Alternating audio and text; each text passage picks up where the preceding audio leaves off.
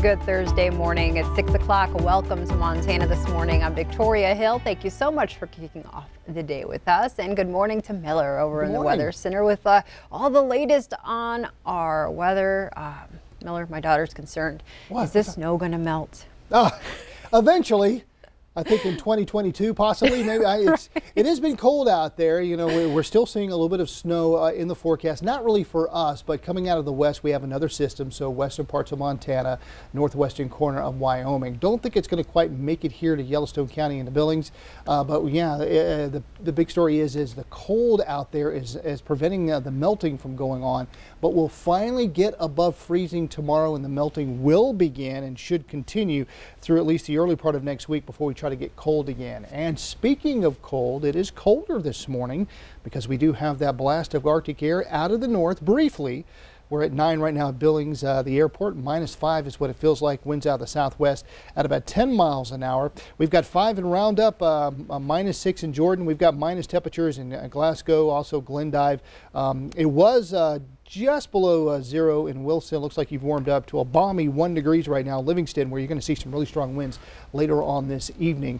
You're around 15. Looks like the fog is starting to dissipate down there in Sheridan, so that's good. Things are improving, but look out, Cody. Looks like we do have some fog trying to pick up there, and Hardin having some visibility issues. There's those strong crosswinds that'll be kicking in a little bit later on tonight. I was talking about where we can see in excess of about 60 miles an hour. And that could affect us as we get into the latter part of the weekend for our area. And we'll tell you about that in just a little bit. But today, lots of sunshine, highs back into the 20s, staying below average, though, on this Pluto day. Pluto! That's a pretty impressive Mickey Mouse impression. There he is. Now, it's actually about the former planet that we're talking about today when they discovered it. But this is what I thought when we talked about this. We were talking about Pluto. Good boy. Sneak that bone. Poor Pluto. I just feel bad for him. There's so much that goes wrong for the poor guy. You know what? Something I never could understand, and I think other folks have said this as well. There are certain cartoons that have Goofy owning Pluto. And Pluto's a dog. Well, so is Goofy. Right. What's the deal there? You know, I just don't know. I don't quite understand that myself. A dog owning a dog. Well, a mouse owning a dog, too. I guess that's kind of wild. Look at Pluto. So I'm going to go home and watch the rest of that on Disney+. Good stuff. Yes. All right. I'll get to the news. Thanks, Miller. Our top story this morning, Billings fugitive Willie Red is behind bars. The search for Red has been highly publicized on social media for weeks. What we can report right now is Red was wanted on a felony warrant for probation violations. He was captured by U.S. Marshals last night at the Motel 6 on Midland Road. More information is expected from authorities soon, and we will keep you updated as the story develops. New this morning, a woman is dead and a man is in the hospital following a crash north of Billings. The accident happened around 10:15 last night on Highway 87. According to the Montana Highway Patrol, a woman in her 20s was heading south when her vehicle drifted into the northbound lane, causing a head-on collision with a vehicle driven by a man in his 60s. Both vehicles went off the road. The woman was declared dead at the scene. The man was sent to the hospital. There's no word on his condition at this time. Alcohol is considered a factor in the crash. In education news, masks are optional in Laurel schools, and that's sparking heated debate from people on both sides of the issue. The school board says they've always held this position. They previously agreed to follow masking rules under state guidelines, but those changed when Governor Greg Gianforte took office. Some argue face coverings have kept students and staff safe, but others pointed to the case numbers in Laurel, claiming masks are no longer needed. The mental health toll on our kids is huge. Suicide rates have gone up. To be able to see someone's face, see their emotions is a big deal. And the numbers in our schools do not support masking our kids. The co-president of the teachers union says he will file a grievance and unfair labor practice complaint against the school board for removing the mask mandate. Meanwhile, in Helena, Montana House representatives are advancing a bill stating businesses cannot be forced to follow public health mandates like mask requirements. It says no local government or health board can issue an order that denies a customer access to a business's services. The House endorsed the bill on a 66-34 vote with all but one Republican in favor. Democrats say the bill essentially destroys public health initiatives and could make it difficult for government to respond to future pandemics. The measure faces a final vote in the House today before advancing to the state Senate. And Montana lawmakers want to loosen the rules on buying beer and wine. Senate Bill 207 would allow people to start buying beer and wine at 6 a.m. instead of 8. The bill sponsor says it would benefit outdoorsmen who get early morning starts and also senior citizens who shop when stores set aside early hours for them. At this time, no action has been taken on the bill. In national news, President Joe Biden's trip to a Pfizer vaccine facility in Michigan has been postponed until Friday due to the winter storm now hitting the nation's capital. As CBS's Deborah Alfarone reports, treacherous weather conditions nationwide continue to delay vaccine shipments. Snow and ice blanketing much of the U.S. is expected to delay vaccine deliveries and distribution for days. Vaccine centers in several hard-hit states have had to temporarily close, and others are canceling appointments. We're in this ridiculous situation. We have massive ability to give people vaccination, but right now we're running out again.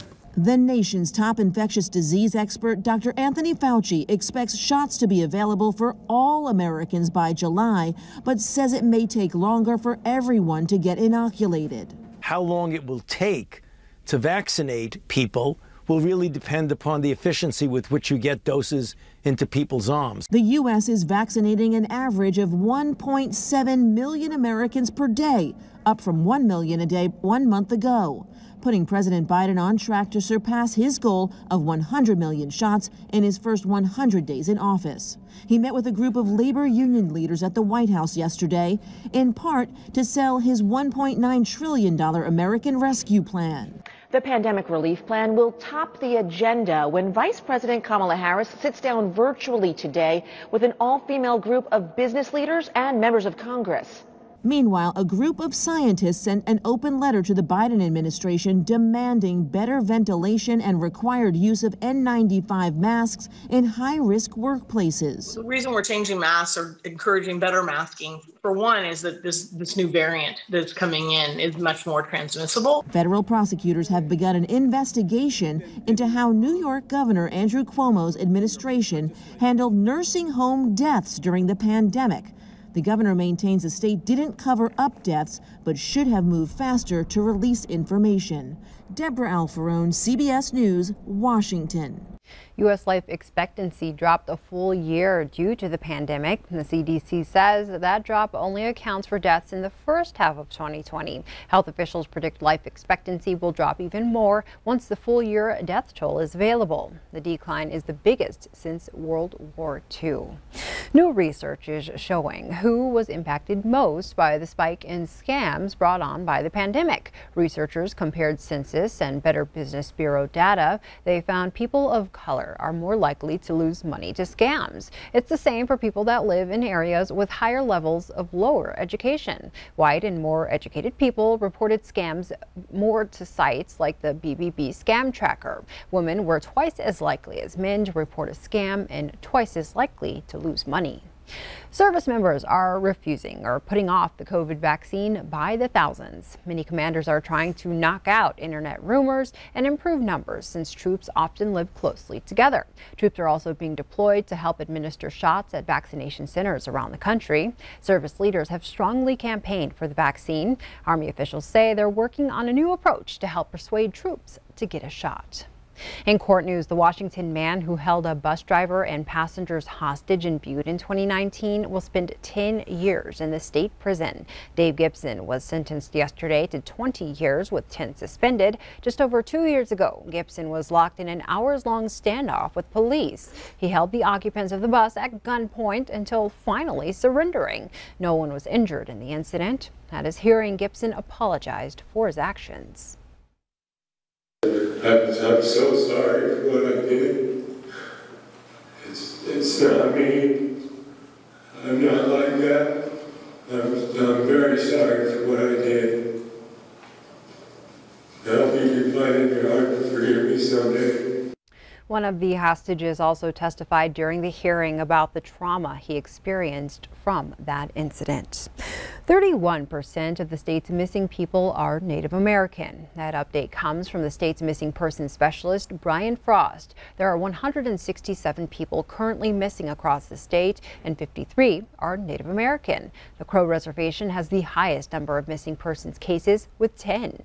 At a missing Indigenous Persons Task Force meeting yesterday, officials praised the Confederated Salish and Kootenai tribes' response plan to missing people and feel similar plans could be beneficial across the state.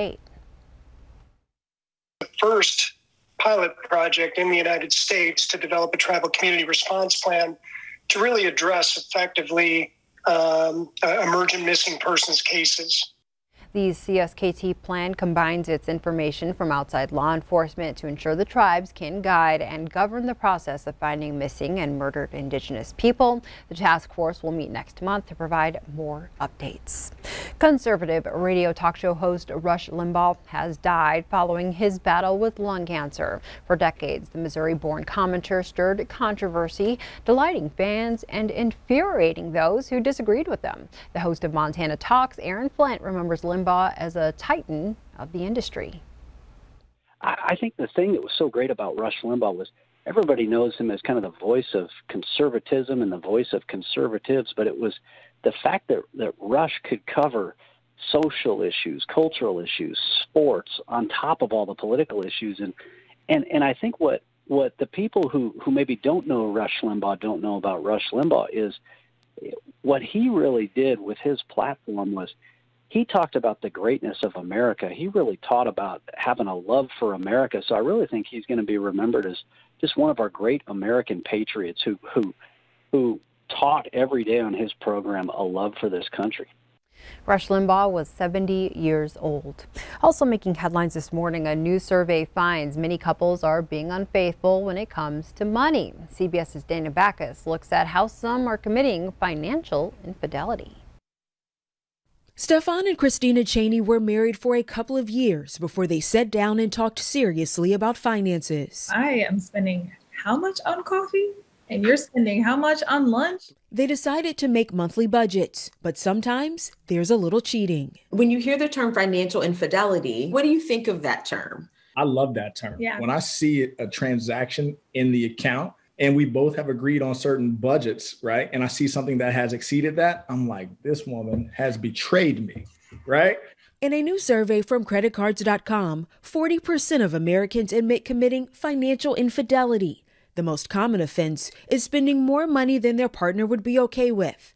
Others have secret credit cards or secret bank accounts. The most common reason people gave us was that they want privacy. They want to manage their own money. Ted Rossman from creditcards.com says millennials are the most likely to commit financial infidelity, and it can often lead to a sense of betrayal.